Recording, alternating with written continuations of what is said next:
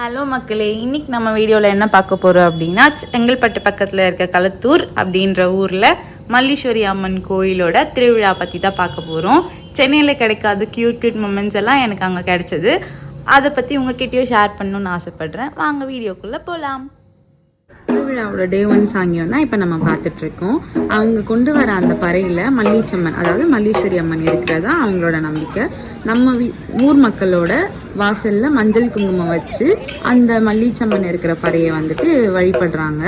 அதுக்கு பின்னாடியே தாய் வீட்டு ஆளுங்கன்னு சொல்கிற இன்னொரு ஊர்க்காரங்க நம்ம வைக்கிற அந்த இட்லி பொரி அந்த படையலை கலெக்ட் பண்ணி அவங்களோட ஊருக்கு கொண்டு போவாங்களாம். இதுதான் இந்த ஊரோட முதல் சாங்கியம். டே 1ஓட சாங்கியம் அவ்வளோதான்.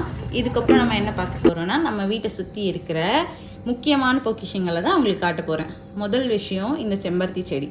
இந்த அளவுக்கு பெரிய அடுக்கு செம்பருத்தி செடியை நான் சென்னையில் பார்த்ததே இல்லை. எதனால் அப்படின்னா, இங்கே மண்தரையில் இருக்குது. அதனால் நிறைய பிரான்ச்சஸ், நிறைய மொட்டு, நிறைய பூவெல்லாம் இருக்குது. நம்ம சென்னையில் பொதுவாகவே நம்ம தொட்டியில் வைக்கிறதுனால இந்த அளவுக்கு பெருசாக நம்ம அங்கே பார்க்க முடியாது. இந்த அளவுக்கு பூவும் நமக்கு கொடுக்காது.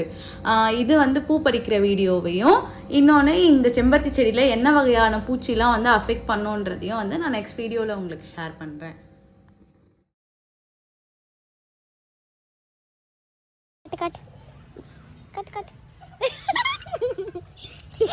இந்த கொய்யா மரம் தான் ரொம்ப ஸ்பெஷல். ஏன்னா இந்த கொய்யா மரத்தில் ஸ்பெஷலே அவ்வளோ புழு இருக்கும். இதில் எதோ ஓப்பன் பண்ணாலும் புழு தான் இருக்கும். ஆசையாக ஒரு கொய்யாக்காய் பறித்து சாப்பிட்லான்னு பார்த்தாலும் பறிக்கும் போது அழகாக இருக்குது. ஆனால் உள்ளே ஓப்பன் பண்ணி பார்த்தா அவ்வளோ புழு இருந்துச்சு.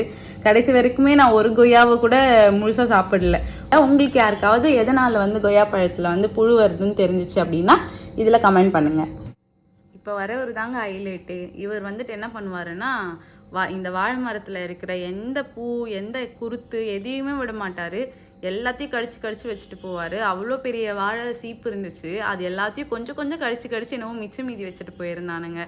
சாப்பிடவே முடியாமல் கஷ்டமாக இருந்துச்சு. அதுக்கப்புறம் பார்த்தா இதுக்கெல்லாம் தலைவர் ஒருத்தர் வந்திருந்தார். அவருக்கு பார்த்தா ஒரு பாதி கையே இல்லை. ரொம்ப கஷ்டமாக போச்சு அவரை பார்த்துட்டு. அப்புறம் என்னங்க, எப்பவும் போல் இங்கேயும் ஒரு செல்லப்பிள்ளை எனக்கு கிடச்சிட்டாரு. இவரோட டைம் ஸ்பெண்ட் பண்ணிவிட்டு டே 1 நல்லபடியாக முடிஞ்சிச்சு. டே 2 திருவிழா தான் கொஞ்சம் இன்ட்ரெஸ்டிங்காக போச்சு. அது எல்லாத்தையும் இன்னொரு வீடியோவில் உங்களுக்கு கண்டிப்பாக ஷேர் பண்ணுறேன். நம்ம சேனலை இது வரைக்கும் சப்ஸ்கிரைப் பண்ணாதவங்க சப்ஸ்கிரைப் பண்ணிவிடுங்க. பை.